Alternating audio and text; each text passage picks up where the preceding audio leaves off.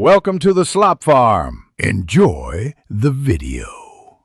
You start by opening both the Excel workbook and the PowerPoint presentation. Make sure you save them to a stable location so links won't break. A shared network drive or the same folder works best. Next, decide whether you want a static snapshot or a live link that updates. If you need live updates, select the range in Excel now. Once done, copy the selection and switch to PowerPoint to place your first linked object. You've copied the Excel range, now paste it with a link.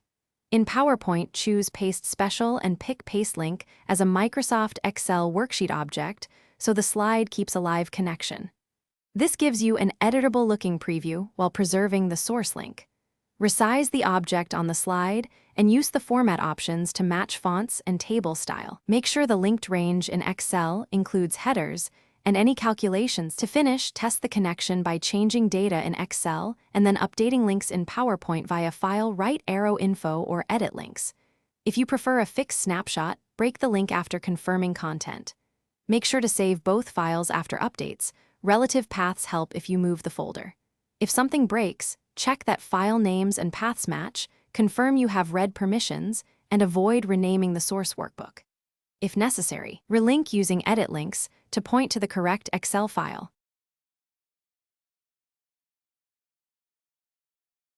Thanks for watching. Consider subscribing if we helped you today.